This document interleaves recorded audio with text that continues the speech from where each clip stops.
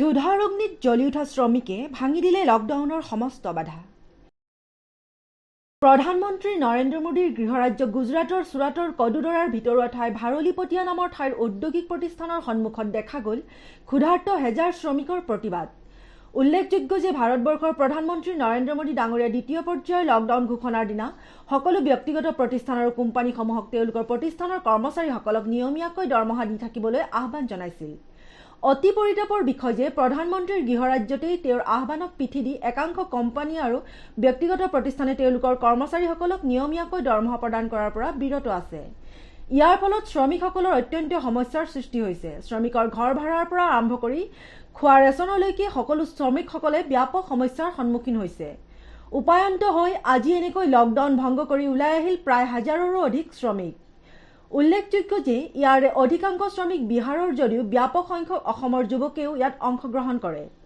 এই সম্পৰ্কে তাত উপস্থিত থকা অসমৰ যুৱক মুকুট বৰাই বিশেষ তথ্য সদৰি কৰে। লকডাউনৰ সমস্যাই অনিশ্চয়তাৰ অন্ধকাৰ নমাই আনিছে অসমৰ বাহিৰত থকা অসমীয়া যুৱকৰ জীৱনলৈ। সমগ্ৰ বিশ্বত কৰোনা মহামাৰীয়ে তাণ্ডৱ চলাই থাকোঁতে ভাৰতবৰ্ষৰ প্ৰধানমন্ত্ৰীয়ে যোৱা 24 মাৰ্চ তাৰিখে সমগ্ৰ ভাৰতবৰ্ষত লকডাউন ঘোষণা কৰে। বৰ্তমান দেশত তৃতীয় পৰ্যায়ৰ লকডাউন। এনে সময়তে অসমৰ বাহিৰত কোম্পানীত কৰ্মৰত বহুতো যুৱকৰ জীৱনলৈ নামি আহিল অন্তহীন সমস্যা।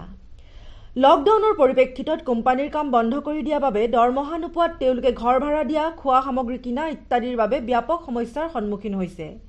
দৰং জিলাৰ মঙলদৈ থানাৰ অন্তৰ্গত বৰঠেকেৰাবাৰী গাঁৱৰ মুকুট বৰাই আমাৰ টাইমলাইন অসমৰ জৰিয়তে গুজৰাটৰ চুৰাটৰ পৰা প্ৰকাশ কৰিলে তেওঁলোকৰ সমস্যাৰ কথা। নমস্কাৰ, মই মুকুট বৰাই কৈ আছোঁ। অসমৰ দৰং ডিষ্ট্ৰিক্ট মঙলদৈত মোৰ ঘৰ হয়।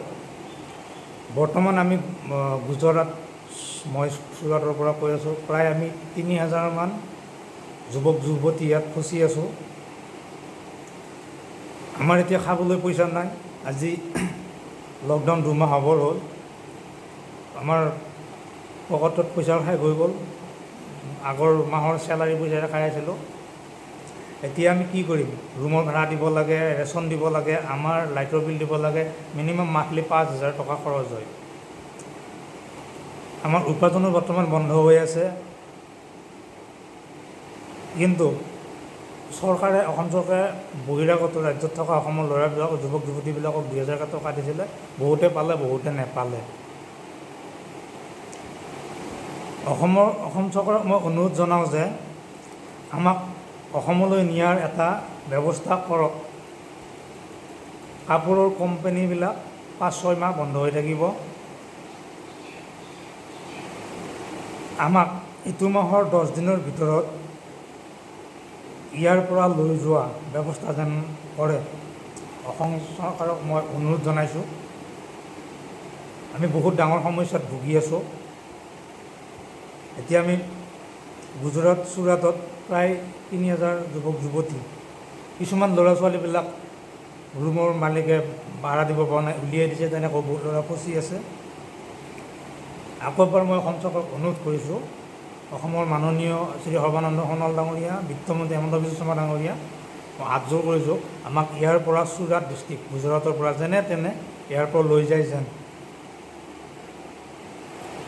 ছাৰ হিমন্ত বিশ্ব শৰ্মা ডাঙৰীয়া আৰু সৰ্বানন্দ সোণোৱাল ডাঙৰীয়া, মই অনুৰোধ কৰি যেনে তেনে আমাক ইয়াৰ পৰা লৈ যোৱাৰ ব্যৱস্থাটো কৰে যেন।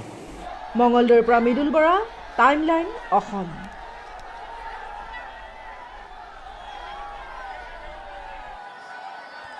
চাই থাকক টাইমলাইন অসম। যদি ফেচবুকত চাই আছে, পেজটো লাইক আৰু ফ'ল' কৰক। আৰু যদি ইউটিউবত চাই আছে, ছাবস্ক্ৰাইব কৰিবলৈ নাপাহৰিব। ধন্যবাদ।